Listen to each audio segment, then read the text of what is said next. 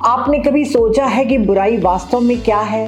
क्या केवल हिंसा, चोरी या झूठ बोलना ही बुरा कर्म है, या फिर हमारे मन में उठने वाले नकारात्मक विचार, क्रोध, ईर्ष्या और असत्य की भावना भी बुराई में आती है?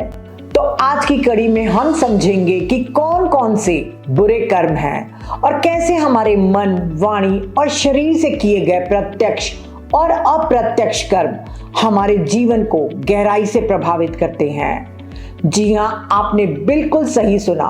अप्रत्यक्ष रूप से किए गए कर्म ये भी उतने ही प्रभावशाली होते हैं और वे भी हमें उतना ही दुख देते हैं जितना प्रत्यक्ष कर्म दुख देते हैं। बौद्ध साहित्य में बुरे कार्यों को अनैतिक, अकुशल आदि के रूप में वर्णित किया गया है, जबकि अच्छे कार्यों को नैतिक, कुशल के रूप में वर्णित किया गया है।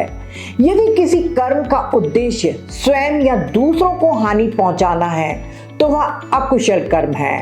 ये सभी अकुशल कर्म लोभ, द्वेष और अज्ञान से उत्पन्न होते हैं।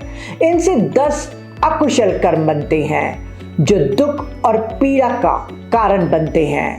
बौद्ध ग्रंथ मध्यम निकाय में एक सुत्त है जिसका नाम है शालिक्य सुत्त। इसमें कुछ गृहस्थ लोग भगवान बुद्ध से पूछते हैं, हे गौतम बुद्ध, ऐसा क्यों होता है कि कुछ लोग मरने के बाद दुख भरी जगहों, नर्क जैसे बुरे लोकों में जन्म लेते हैं? भगवान बुद्ध जवाब देते हैं, गृहस्थों, इसका कारण यह है कि वे लोग जीवन में धर्म यानी सही मार्ग के अनुसार नहीं चलते।